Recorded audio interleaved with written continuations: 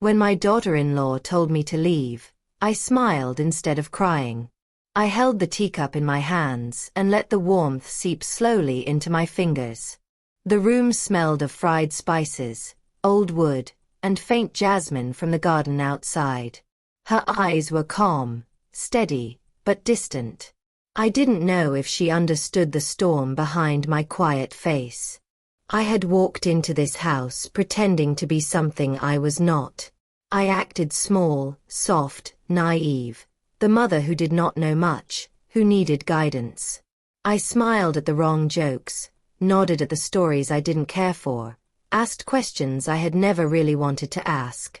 I thought it would make them like me, make them see me as harmless. I thought humility would protect me. But in that moment, standing quietly as she spoke, I realized they had already seen everything. The real me. The mother who loved fiercely, who knew too much, who had lived long enough to see pride and regret mingle in the same breath. And yet, I smiled. I smiled because the truth no longer frightened me. I smiled because the mask I had worn for hours, for days even in my mind, no longer mattered. I remember the light through the window that day.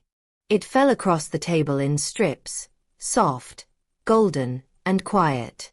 I remember the smell of rain outside, the steady drip from the gutter, and the cat brushing against my ankle.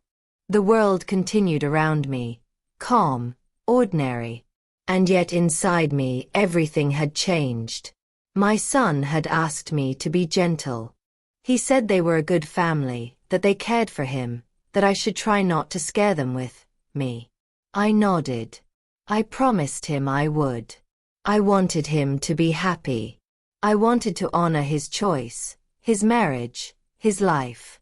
So I planned my visit carefully. I chose simple clothes, soft colors, no jewelry. I practiced my voice in the mirror, softening it, smoothing it, as if I could make my years less visible. I rehearsed my questions, about the garden, the weather, books, recipes. I would laugh gently at jokes. I would nod at stories I did not care for. When I arrived, the gate creaked under my hand. Rain had left the earth dark and wet, petals clinging to the soil like forgotten memories. I paused before stepping inside. The house smelled of wood and spices, and life lived quietly. Her mother was in the kitchen, hands busy with dough. Her father sat by the window, reading. The light touched the gray in his hair. I smiled, slowly, careful not to tremble. Her daughter-in-law was quiet. Her eyes followed her mother's hands, alert, cautious. She did not greet me as I expected. She simply observed, as if measuring me in small, deliberate pieces. I let my hands fold in front of me, lowering my gaze. I wanted to disappear into the floor, or at least into my practiced humility. We shared tea. I sipped too carefully, asking questions I had already rehearsed in my head. Her mother answered gently. Her father nodded. I told small stories, birds on the balcony, flowers I had tried to grow. She nodded. Polite. Almost mechanical. Her brother arrived. He smiled, but not with his eyes. I felt the weight of his gaze and wanted to retreat, but I remained, pretending my smallness could protect me. I noticed every little thing. The tapping of the spoon against the cup. The faint flinch when I reached for sugar. The way her mother brushed flour from her hands. The sunlight falling through the window, scattering on the table. I tried to match my breathing to the rhythm of the house. I tried to let humility carry me through. Her mother asked if I liked to read. I nodded, softly. I didn't tell them about the evenings I spent memorizing my son's stories. I let them think me simple, harmless.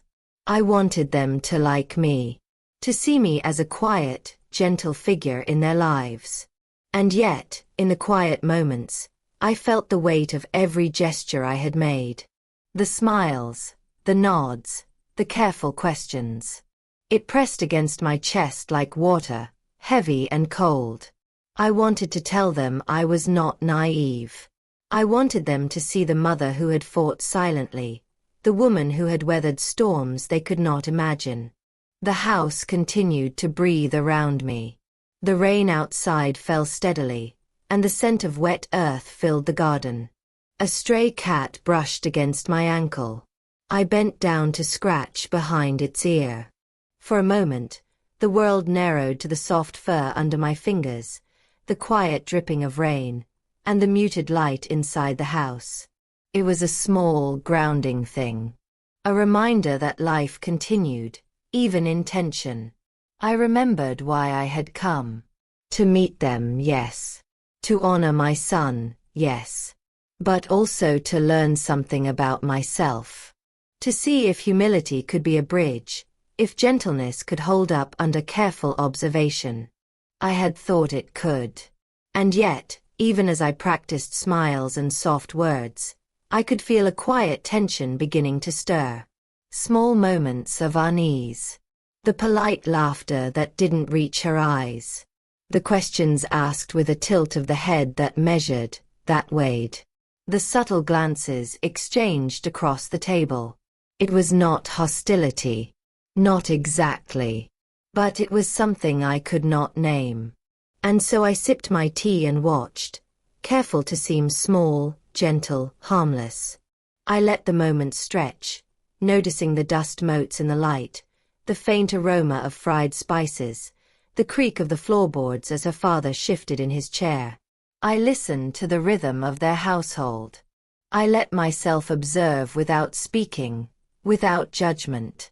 I was the naive mother, yes. But inside I was far from it.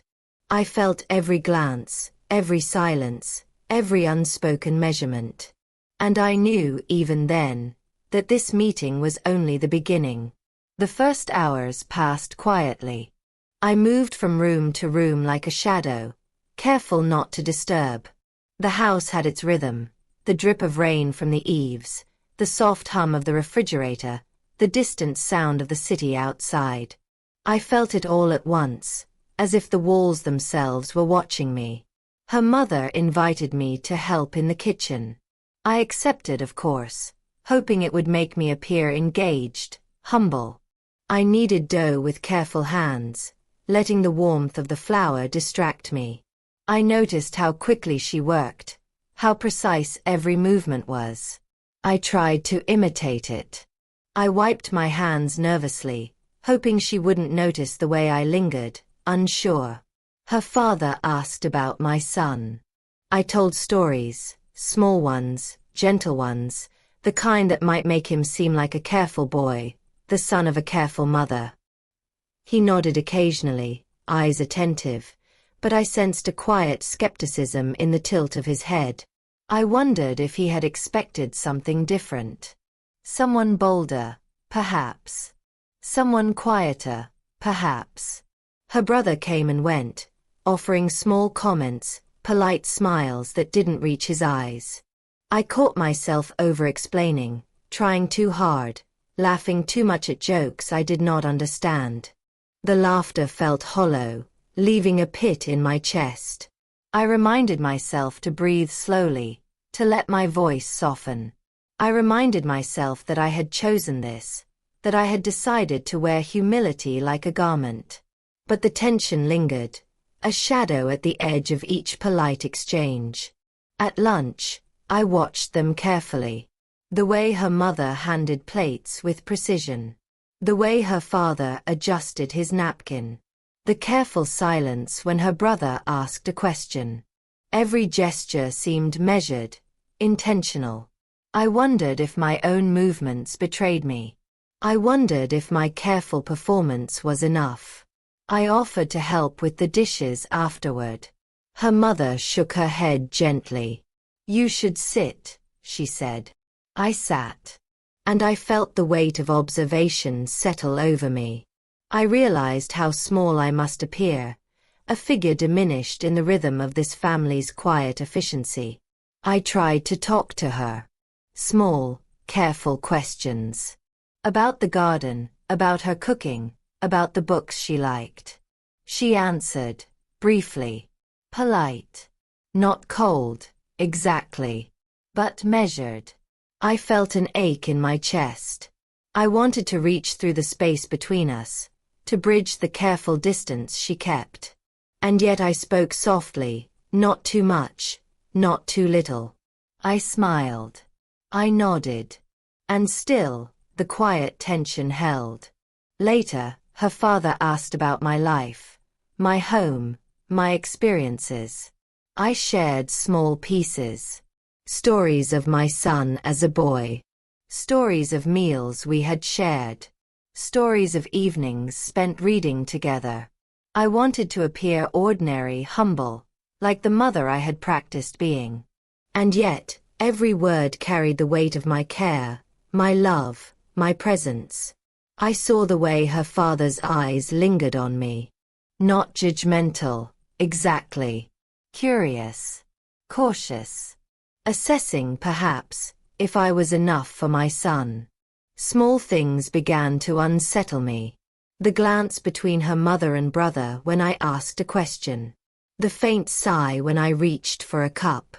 The subtle pause before her daughter-in-law spoke. I caught myself trying too hard again. Laughing when I shouldn't. Nodding when I shouldn't. I realized that my own performance was becoming a performance of tension itself. At one point her daughter-in-law said softly, "Do you like to cook?" I smiled, too quickly. "I try," I said. Her eyes did not move, but I sensed a quiet evaluation, a weighing of my words. I felt my chest tighten. The mask I had worn, naive, poor, gentle, felt fragile now. I wondered if it had ever truly worked. We moved to the living room afterward.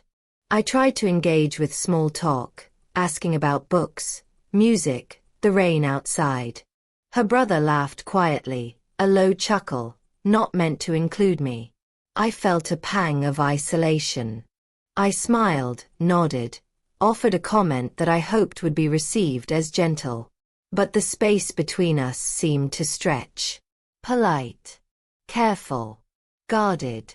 I watched her mother, quietly folding cloths.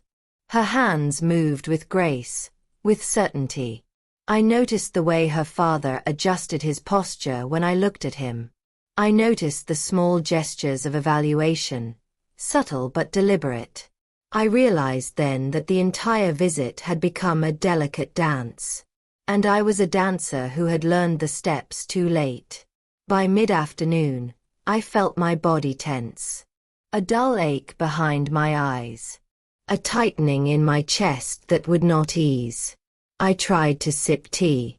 I tried to laugh softly at a story her daughter-in-law told. And yet the quiet tension continued, like a low hum beneath everything. I noticed a letter on the table. A folded envelope. Neat, precise. Her mother glanced at it, then returned to her chores. I wondered if it contained news I was not meant to know. I imagined a secret, a family history I had no part in. I felt a sudden, quiet unease. Later, her father asked about my son's childhood.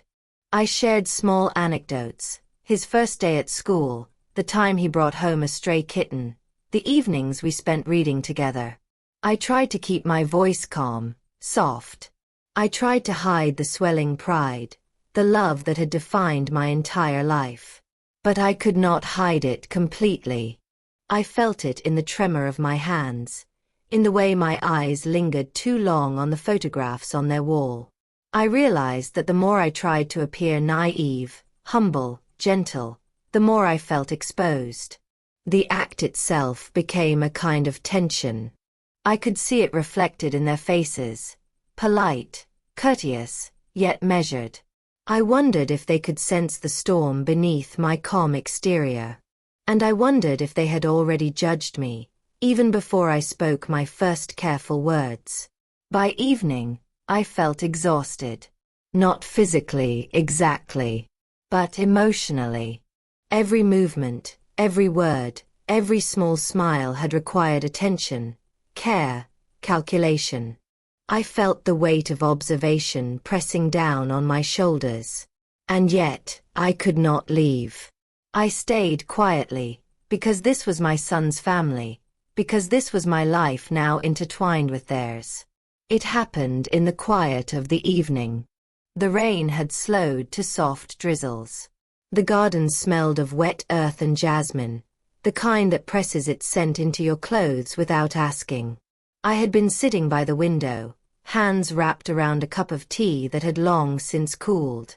I listened to the drip of water from the eaves, the faint hum of the refrigerator, the low murmur of voices from the kitchen. She came into the room. Her daughter-in-law, careful, quiet, deliberate. She did not speak at first. She just stood there, eyes steady, hands clasped in front of her. I felt a small flutter in my chest. Apprehension, maybe recognition. Something had shifted. I did not know what it was yet. She began, then paused. Her voice was soft, almost hesitant. I waited. The silence stretched, filled only by the steady rhythm of the rain and the faint creak of the floorboards. I want you to know something, she said finally. I nodded. I didn't move my hands from the cup. I wanted to appear calm, small, unthreatening. But my heart had begun to race. I felt it behind my ribs, pressing against the fragile mask I had worn all day. You've been pretending, she said softly. Her words did not sting. They simply landed, quiet and undeniable. I blinked. I had expected judgment, perhaps distance. But not this calm, clear statement. Not this honesty. I set the cup down. I began, but words failed me. I wanted to explain, to justify. But I knew, even as the words formed, that explanation was unnecessary. She already knew. You acted small, she said, like a mother who didn't know, who didn't see, who didn't care too much. But I could see everything. All of it. I swallowed. The mask, the act, the careful humility. It had been useless, but it had also been protective. And now it was gone. I felt a strange mixture of relief and fear. Relief that the truth was no longer hidden. Fear that what I had tried to hide might be too much, might overwhelm the careful balance of this family. I realized then that all the rehearsed questions, the gentle smiles, the nods, none of it had mattered. They had always seen me. Her mother appeared in the doorway quietly. She did not scold, did not chastise. She simply looked at me, eyes soft, almost tender. You've done well, she said. Not for the performance, not for the humility, not for the act. For me. For who I really was. I felt a sudden, unsteady release. Tears pricked the corner of my eyes. I blinked them away, afraid they would betray my emotions, but they stayed, faint, fragile. I realized I had been holding this tension, this performance, for hours, 4 days. And in one quiet statement, it dissolved. Her daughter-in-law stepped closer. You don't need to pretend anymore, she said softly. I nodded, my voice caught somewhere between relief and disbelief. I thought I had to, I whispered. No, she said simply. You never did. I looked around the room. The rain had slowed further, the garden outside glistening with droplets like tiny mirrors. The house, once filled with subtle tension, now felt lighter. I noticed small things I had missed before. The gentle smile of her brother, the way her mother's hands rested calmly on the counter, the faint scent of jasmine that pressed itself into the corners of the room. I thought about my son. I thought about all the evenings we had spent together, reading, laughing quietly, sharing small moments that felt monumental in their simplicity. I realized that none of that love had been diminished by my attempt to appear humble or small. It had been enough. And now they saw it too. Her father entered the room, quietly, his eyes calm and steady. "You have raised him well," he said. No flourish, no judgment, no expectation. Just acknowledgement. It landed softly on my shoulders, a warmth I had not anticipated. I felt the weight of years, of care, of worry, of effort, shift and ease, ever so slightly. I sat down slowly. The cup of tea waited, forgotten, steam curling faintly in the dim light. I watched her daughter-in-law for a long moment. Her eyes were still calm, still measured, but now there was something softer in them, recognition, perhaps even understanding. I realized then that our quiet dance, our unspoken negotiations of space and behavior, had finally found a rhythm that did not need masks. We spoke in small fragments after that. About the garden, the rain, the cat that had wandered in and out of our lives unnoticed for weeks. Each word was gentle, deliberate, true. I no longer measured my voice against some imagined expectation. I let it rise naturally, soft, honest, human. There was no grand revelation, no dramatic confrontation. The turning point was subtle, a quiet acknowledgement that the truth does not always arrive in force. Sometimes it comes in calm, measured words, in the patient observation of small gestures, in the gentle recognition of what has always been there. I realized how much I had underestimated them. They had always seen me. They had always measured me, understood me, and yet allowed space for my small performances to exist without harm. And now, the space had shifted. The weight of pretense fell away. I was free. Her mother smiled again. "You're welcome here," she said softly. I felt the words sink into me like sunlight through a fog. I nodded. I could feel a quiet swell of gratitude, relief, and even joy. The rain had stopped completely. The garden glistened under a soft, diffused light. The house felt alive in a new way, not tense, not quiet with evaluation, but calm, gentle, and honest. I took a slow breath. I could finally see them as they were. And they could see me. I smiled, not with effort, not with performance, but fully. The mask I had worn all day, all these weeks in my mind, was no longer necessary. It was gone. And I felt, for the first time in a long while, seen. The house felt different the next morning. Not louder. Not more cheerful. Just lighter. The subtle tension that had pressed against my shoulders the day before was gone. Even the walls seemed to breathe differently. I could hear the soft creak of floorboards without it echoing like judgment. The rain had passed, leaving the air sharp, clean, smelling faintly of jasmine and wet earth. I sat in the kitchen, watching her mother prepare breakfast. Her hands moved confidently, easily, as if the world had always been this way. I watched and let the silence stretch between us. I didn't need to fill it with words, explanations, or small performances. She was patient, calm, steady. I felt I could finally exist without disguise. Her father joined us quietly. He did not ask for elaborate conversation. He only smiled briefly, nodding toward my son's old photographs on the wall. I picked up one carefully, tracing my fingers over his small face, the wide eyes, the mischievous grin. I remembered the hours we spent together, reading, laughing, sitting quietly.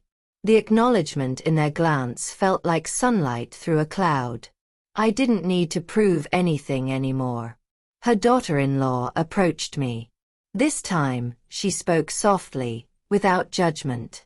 "I know you worry about what we think," she said. I nodded, unsure of what to say. "I do. I admitted. She smiled faintly. You never needed to. We already know who you are. I felt a quiet warmth spread through me. Relief, yes, but something deeper, a sense of acceptance I had been craving without realizing. I realized then that all the effort, all the rehearsed smiles, had been unnecessary. They had already seen me. And now, I could see them clearly too. The hours passed slowly, gently. We shared breakfast together. I noticed the small details I had overlooked the day before. The way her mother hummed softly as she stirred the tea, the subtle care her father showed when arranging plates, the way her brother set down utensils without making a sound. Every small gesture carried meaning, and I felt grateful to witness it without fear. We moved outside after breakfast. The garden glistened under the soft morning sun, droplets clinging to petals like tiny mirrors. A stray cat appeared, weaving between our ankles. I bent down and scratched behind its ear, laughing softly as it purred. Her daughter-in-law stood beside me. She didn't speak at first, simply watched. Then she said quietly, "You love him very much." I nodded, tears pricking my eyes. "Yes, I do." She smiled faintly, and I realized we had finally found a quiet understanding. Later, we sat in the living room. I shared stories about my son's childhood. Small anecdotes, the time he brought home a bird he thought was lost, the evenings spent reading together, the quiet moments where we simply sat and talked. They listened. Attentively. Not just politely. Not with distant judgment. But with genuine interest. I felt my chest relax as I spoke. Her mother reached out and lightly touched my hand. "You've raised him well," she said. I felt something break softly inside me. Not sadness, not regret. Something gentler. A release. A quiet validation I had been seeking all these years. The day passed slowly, each moment unfolding gently. I learned little things about them. Their routines, their habits, the small gestures that made this family what it was. I began to see how my son had found his place here, how he belonged. And I began to see my own place too. Not as a visitor who needed to perform. Not as a figure who needed to prove herself. But as a mother, a part of this family in a quiet, gentle way. There were small moments of tension still, of course. A glance that lingered too long, a pause in conversation that hinted at caution. But they were minor, like shadows in a sunlit room. I could navigate them calmly now, without fear. I smiled at her brother as he passed, and he smiled back. Not fully, not yet. But enough. By evening, I felt at peace. We shared tea again, quietly. The rain had returned, soft and gentle, drumming faintly against the windows. I sat with my hands wrapped around the cup, letting the warmth sink into me. Her daughter-in-law spoke softly, sharing a story from her childhood. I listened. I didn't feel the need to interject, to prove, to perform. I simply listened. Her father spoke then, quietly, without ceremony. "You are welcome here," he said. I felt the words sink into me, deeper than any performance, deeper than any practiced humility. I nodded, quietly. "Thank you," I said softly. That night, I walked through the garden alone. The rain had stopped. The air smelled of wet earth, of flowers, of life continuing quietly. I touched the leaves of the plants, feeling the softness of the petals, the resilience of stems bent but unbroken. I thought of my son, of the life he had built here, and I realized that my own fears, my own rehearsed performances, had been unnecessary. All that mattered was love, quiet, steady love. The house settled around me. I could hear the faint hum of conversation inside, the subtle rhythm of life.